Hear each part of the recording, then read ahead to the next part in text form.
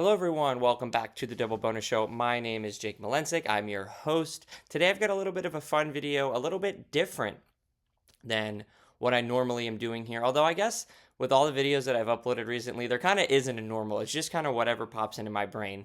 Um, I will be doing another storyline, a little bit of like a big topic from the college basketball season. That'll be my next one. I want to just talk about the Big Ten and what's going on over there. Do we think it's a good conference? Like, why do some of the best teams in that conference keep losing? What's going on? But that'll be for next time. Today, what we're going to be doing is a little bit of a brief overview of a new Kenpom stat that I found. I want to talk about what teams are good at it. I want to talk about what teams are bad at it. And then I want to talk about which team I think wins overall in this measure and why I think that could be a huge factor, especially come March Madness. To start, let me just give you an overview of what this statistic is. It is called non-steal turnover percentage. It is essentially exactly what it sounds like. It is the amount of times on offense that you turn the ball over without the defense stealing the ball from you. So what does that mean? Well, in theory, it's just your turnover percentage minus your steal percentage to get you a nice round number. What that number means, so Auburn, number one team in the country on Kenpom, also the number one team in the country at this metric.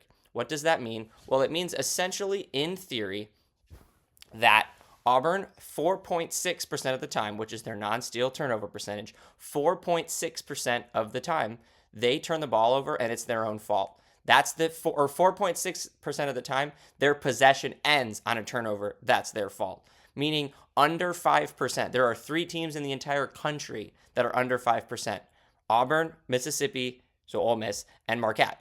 What that means is that only 4.5% of the time, the Auburn Tigers are killing their own offensive possession on something that they did, which means they're either getting a shot off, they're getting fouled, or somebody's stealing it from them.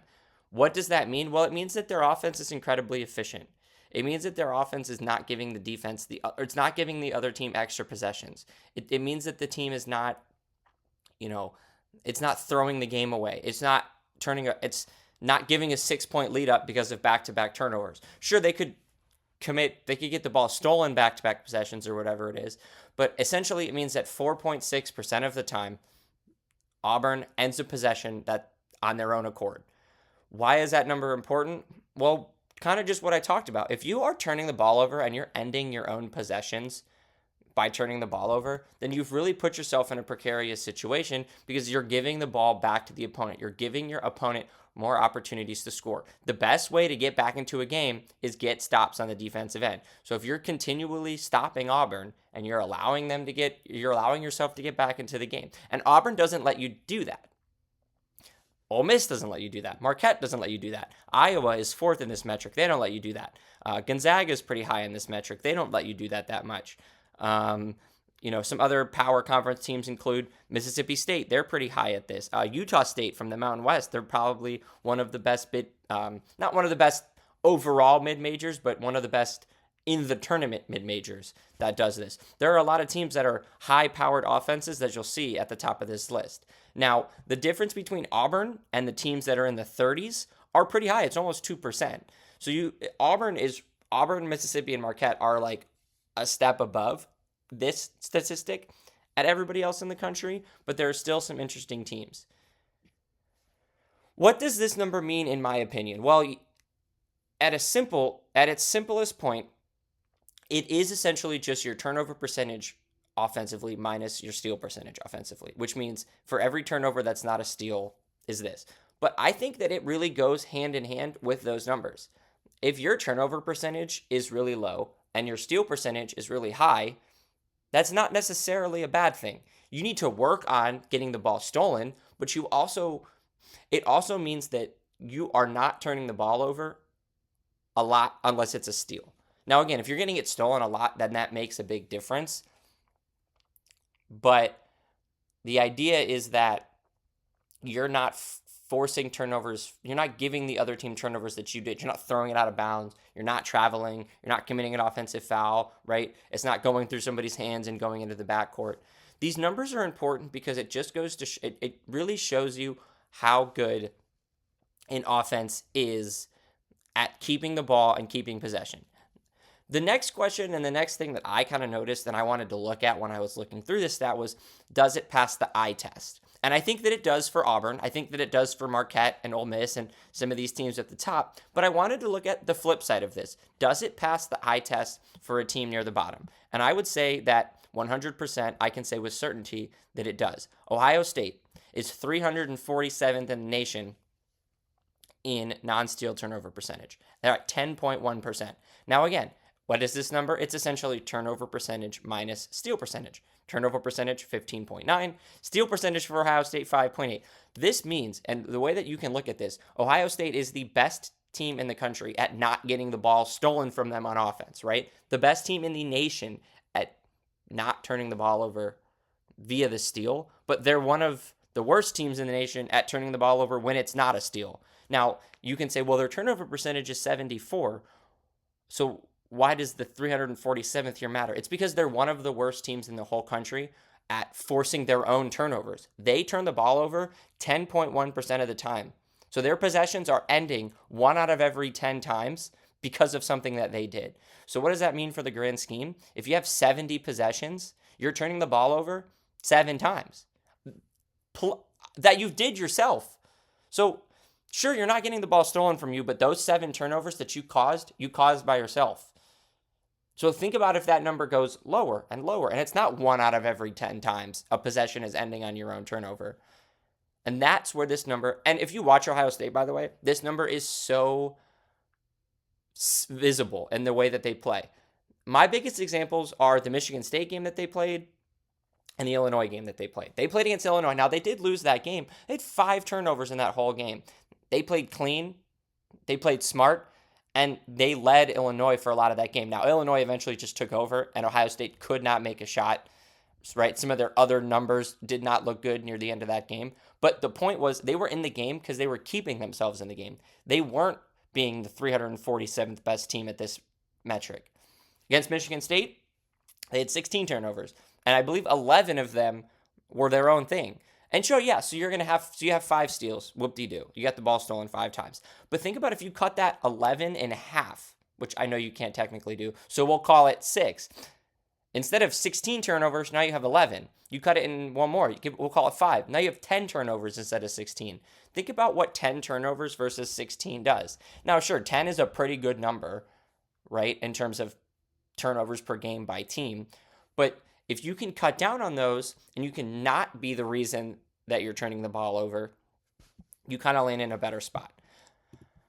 There's not a lot else about this stat that really matters. I do want to point out that I think it has to go hand in hand with a couple of things.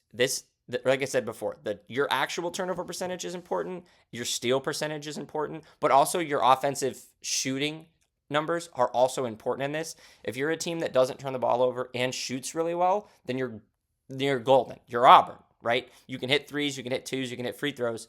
You're not turning it over and you're scoring. That's a really good place to be. The team that is the most interesting, and I actually think if I had to make which team is the best in the entire country at controlling turnovers offensively and defensively, it's Marquette. If you look at Marquette, and I'm going to give you the numbers, Marquette is the best team in the country at controlling the turnover margin and controlling the way the game goes via the turnover. Is that going to help them in March? Absolutely. Is their 220th best three-point percentage going to hurt them in March? Absolutely. Are these two things going to go hand in hand and cause some really weird games for Marquette down the stretch? Yes. It's going to cause the games that they just played against UConn. And legitimately, that's what's so funny about Kenpom. The game that they just played against UConn was the perfect example of this. Marquette turned UConn over 25 times on 11 steals and lost because they can't make shots. They couldn't make shots.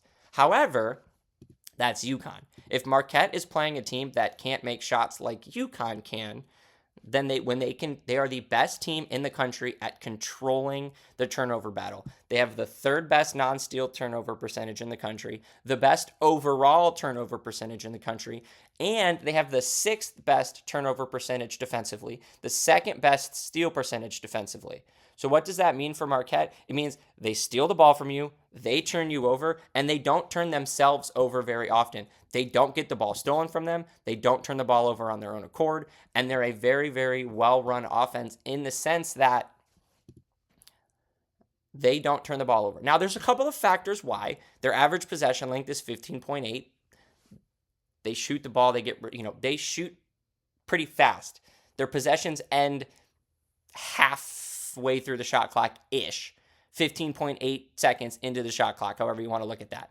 So their average possession length is a little short. So that does minimize your turnovers, but that's also because they'll get some fast breaks. They'll get some steals that lead to quick buckets. They control what happens in the margins of the turnovers, and that will win games for Marquette. It should have won them the UConn game if they didn't shoot. They shot like 20% from three, and they were in the low percentages in every shooting category. They had low 2-point, low 3-point, and low free throw.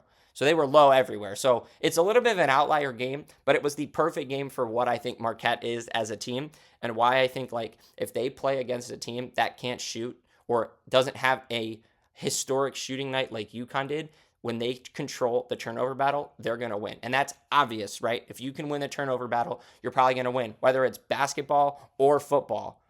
The thing for Marquette is that they're just better than everybody else in the country at winning the turnover battle. So I think that Marquette, despite Auburn being number one, Marquette wins at this stat, and I'm fascinated to see how that plays out for the Golden Eagles in March through the Big East tournament and for the rest of the season.